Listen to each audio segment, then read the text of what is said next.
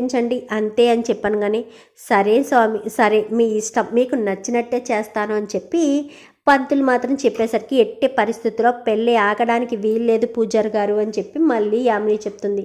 అమ్మా, మీరు చెప్పింది నాకు గుర్తుందమ్మా, ఎట్టి పరిస్థితుల్లో పెళ్ళి అయితే ఆగదు, సరేనా?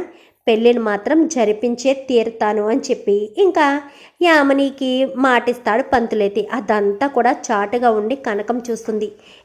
ఏంటి పంతులు, కనకాంబరం మాట చెప్పినా నీకు భయం లేదా?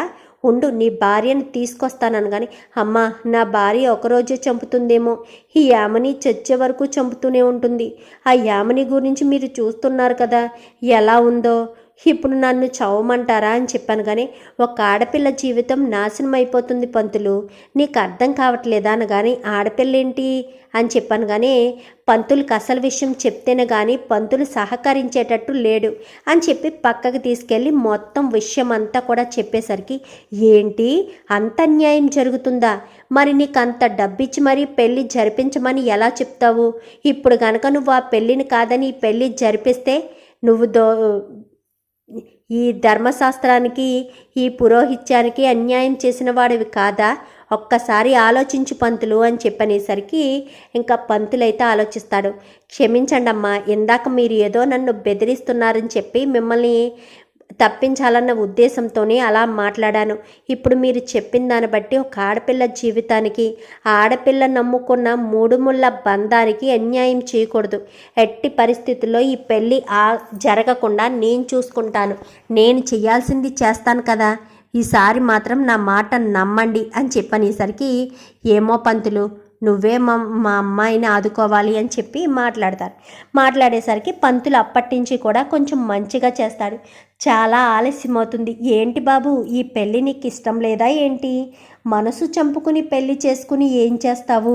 సంతోషం అనేది ప్రేమించిన అమ్మాయి దగ్గర ఉన్నప్పుడే ఉంటుందే తప్ప ఎవరో ఏదో జరిగిపోతుందని చేసుకుంటే కుదరదు బాబు. మనస్ఫూర్తిగా ఈ సాంప్రదాయం జరగాలి అని చెప్పి పంతులు పెళ్లిపేటల మీద కూర్చున్న రాజుకి చెప్తారు. అంటే ఇష్టం లేకుండా పెళ్లి చేసుకుంటే సంతోషంగా ఉండలేమా స్వామి అని చెప్పాను. కానీ అలా ఎలా ఉంటావు బాబు? నీకు మనసులో ఒకరిని పెట్టుకుని పక్కన మరొకరుంటే నీకు ప్రశాంతంగా ఉంటుందా?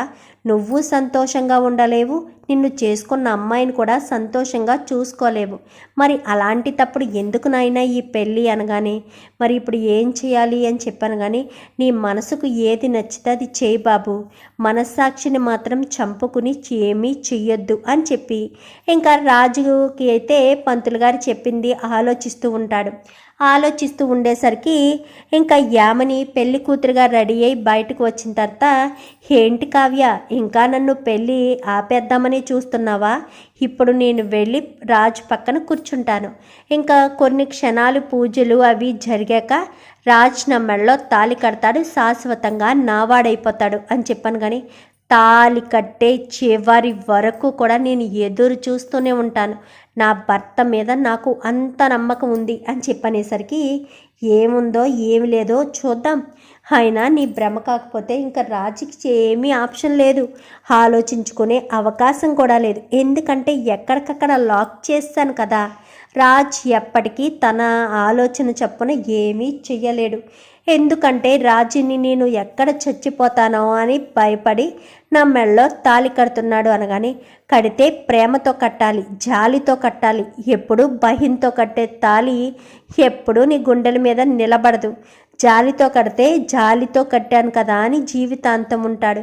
ప్రేమతో కడితే ఆ ప్రేమ ఇద్దరి మధ్య ఉంటే జీవితాంతం కలిసి ఉంటారు. అదే భయంతో కడితే ఎప్పుడెప్పుడు అవకాశం వస్తుందా, ఎప్పుడెప్పుడు తప్పించుకుందామా అని ఎదురు చూస్తూ ఉంటారు.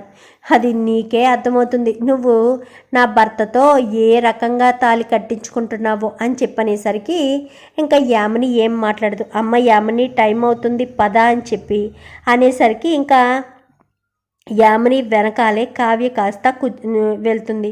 వెళ్ళి యామిని పైకెక్కుతుంది, కావ్య కాస్త ఎదురుగా చైర్స్లో కూర్చుంటుంది. అపర్ణ పక్కన కూర్చునేసరికి ఏం మాట్లాడుతుంది అని చెప్పాను. కానీ దాని బొంత అదేం మాట్లాడుతుంది అత్తయ్య, నా భర్తను నాకు కాకుండా దూరం చేయాలని చూస్తుంది, అది ఎప్పటికీ జరగదు కదా, అయినా నా భర్త నన్నెందుకు దూరం చేసుకుంటారు అని చెప్పి అనుకుంటూనే ఉండగానే రాజ్ కావ్యని చూస్తూ ఉంటాడు.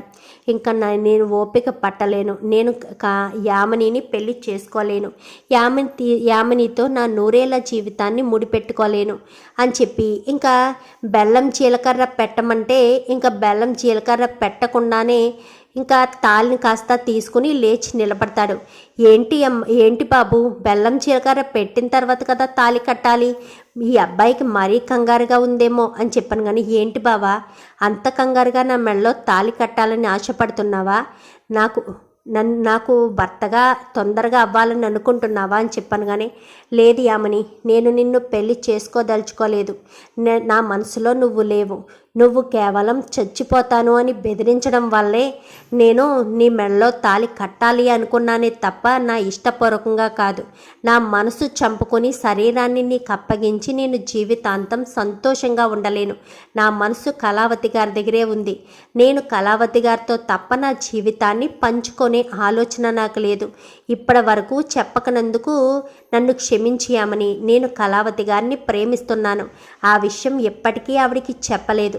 కానీ ఆవిడ నన్ను ఇష్టపడుతుందనే నమ్మకంతోనే ఇంకా ఇప్పుడు ఈ తాళిని ఆవిడ మెడలో కట్టాలనుకుంటున్నానని చెప్పి ఇంకా రాజు ఆ తాళిని పట్టుకుని బావా అని పిలుస్తున్నా వినిపించుకోకుండా కావ్య దగ్గరికి వెళ్ళి నిలబడేసరికి కావ్య కాస్త నిలబడుతుంది. కళావతి గారు, మీరంటే నాకు చాలా ఇష్టం. ఇలా పెళ్లిపేటల మీద నుంచి మీ దగ్గరికి వచ్చి మిమ్మల్ని పెళ్లి చేసుకుందామనుకుంటున్నాను అని అడిగే ఛాన్స్ ఉంటుందని నాకు అస్సలు అనుకోలేదు. కానీ నా మనస్సాక్షి నన్ను పదే పదే హెచ్చరిస్తుంది. బంగారు భవిష్యత్తు లాంటి నీ జీవితం నాశనం చేసుకోవద్దు, నువ్వు ప్రేమించిన అమ్మాయినే పెళ్లి చేసుకోమని నా మనసు నాకు హెచ్చరిస్తుంది. అందుకే ధైర్యం చేసేసాను. మిమ్మల్ని పెళ్లి చేసుకోవాలనుకుంటున్నాను. మీరు అంటే చాలు, ఇప్పుడే ఈ క్షణమే మీ మెడలో తాళి కట్టేస్తాను అని చెప్పాను. కానీ అని కళావతి అను, ఒప్పుకో, నీకు ఇష్టమైనని ఒప్పుకో అని చెప్పనేసరికి ఇంకా కావ్య కాస్త సిగ్గుపడుతుంది. ఇంకా అర్థం కాలేదా మనవడా, తాళి కట్టమనే కదా తల దించుకుంది అని చెప్పనేసరికి వెంటనే రాజ్ కాస్త కావ్య మెడలో తాళి కట్టేస్తాడు. బావా అని పిలుస్తున్నా ఎంత పిలిచినా వినిపించుకోకుండా కావ్య మెడలో తాళి కట్టేసేసరికి ఒక్కసారిగా యామిని షాక్ అవుతుంది. నన్నెంత మోసం చేస్తావని అస్సలు అనుకోలేదు. నేనేం చేశాను యామిని? నేనేమన్నా నీ దగ్గరికి వచ్చానా? ఆయనతో మాట్లాడానా? ఆయన అంతటా ఆయనే కదా నా దగ్గరికి వచ్చి తాళి కడతానన్నారు. నీలా చనిపోతాను అని నేను బెదిరించుంటే నీకంటే ముందే నాకే ఎక్కువ ప్రిఫరెన్స్ ఇచ్చేవారు. చనిపోవడం వల్ల, భయం వల్ల ఎప్పుడూ ప్రేమ కలగదు. అది నువ్వు ఎప్పటికీ అర్థం చేసుకోలేవేమో. అందుకే ఎప్పటికీ రామ్ గారు లాంటి వాడిని నువ్వు దక్కించుకోలేకపోతున్నావు అని చెప్పనేసరికి అందరూ కూడా ఆశీర్వదిస్తారు. పదండి అమ్మా అని చెప్పి ఇంకా అక్కడి నుంచి అక్కడికే నన్ను క్షమించియామని అని చెప్పనేసరికి స్టేజ్ మీద ఉన్న అక్షింతలు అన్నీ కూడా విసిరేసి, నిన్ను వదిలిపెట్టను కళావతి, ఎట్టి పరిస్థితుల్లో వదిలిపెట్టను, నాకు దక్కుతాడు అనుకున్న ప్రతిసారి కూడా నువ్వెగరేసిపోతుంటే నేను చూస్తూ ఉండాలా? అస్సలు వదిలిపెట్టను, నిన్ను ఏం చేయడానికైనా నేను వెనకాడను అని చెప్పి ఇంకా యామిని కాస్త పిచ్చిదానిలా అవి ఇవి అన్నీ విసిరేస్తుంది. ఇంకా అక్కడ పళ్ళెం అన్నీ పాడేసి పిచ్చిదానిలా కింద పడి కొట్టుకుంటూ ఉంటుంది. ఇంకా రాజ్ కావ్య ఇద్దరూ ఇంటికి వచ్చేస్తారు. ఇంటికి వచ్చేసేసరికి గబగబా అపర్ణ కాస్త వెళ్ళి హారతి తీసుకొచ్చి హారతి ఇస్తూ ఉంటుంది. అప్పుడు డోరు లాక్ ఓపెన్ చేస్తుంది స్వప్న. అయితే ఓపెన్ చేసేసరికి మమ్మీ డోర్ ఓపెన్ అయింది మమ్మీ అని చెప్పి గబగబా వచ్చేసరికి ఎవరికి హారతి ఇస్తున్నారు అని చెప్పాను. కానీ కొంప తీసి ఎవరొచ్చారు మమ్మీ అని చెప్పి గబగబా వచ్చేసరికి రాజ్ కావ్య, అదేంటి యామినితో పెళ్ళి జరగలేదా అని చెప్పాను. కానీ ఏంటి పెళ్ళి జరగలేదని బాధపడుతున్నావా? చెప్పు, పెళ్ళి జరగలేదని బాధపడుతున్నావా అనగానే అది కాదమ్మా, యామినినే కదా రామ్ పెళ్ళి చేసుకోవాలి, పెళ్ళి చేసుకోలేదని అంటున్నాను అని చెప్పనేసరికి రాము చివరి క్షణంలో కావ్యను ప్రేమించాను, అదే కావ్యని ఎలా అని చెప్పాను. కానీ ఇప్పుడు నీకు ఆ వివరాలన్నీ చెప్పాలా ఏంటి? చెప్పకపోతే ఇంట్లోకి రానివ్వా? ఇది నీ ఇల్లా నా ఇల్లా? నోరు మూసుకొని పక్కకు పడా అని చెప్పి ఇందిరాదేవి గసిరేసరికి పక్కకు వెళ్ళిపోతుంది. హారతి ఇచ్చి అపర్ణ కాస్త కుడికాలు లోపలికి పెట్టి రా నాయనా అని చెప్పాను. కానీ ఇంకా కుడికాలు లోపలికి పెట్టి లోపలికి వచ్చేస్తాడు. ఇంకా నేను ఇక్కడే ఉండిపోవచ్చమ్మా అని చెప్పాను. కానీ అదేంటి నాన్న, నువ్వు ఈ ఇంటిని పుట్టిల్లనుకో, కావి ఈ ఇంటికి కోడలనుకో, నువ్వు ఎప్పటికీ ఇంటి దగ్గరే ఉండిపోవచ్చు, మా బిజినెస్లన్నీ నువ్వే చూసుకో అని చెప్పనేసరికి, మరి మీ అబ్బాయి వస్తేను అనగానే, వస్తే వాడితో నేను మాట్లాడతానులే అని చెప్పి అపర్ణ కాస్త చెప్తుంది. చూద్దాం మరి రాబోయే ఎపిసోడ్స్లో మరి రాజు ఎప్పుడు గతం గుర్తొస్తుందో. రాజుకి కావ్యతోనే పెళ్ళి జరగాలని మీరు కూడా కోరుకుంటే వెంటనే మా ఛానల్ని సబ్స్క్రైబ్ చేసుకుని పక్కనే ఉన్న బెల్ సింబల్లో ఆల్ పై ట్యాప్ చేయండి. Thank you for watching.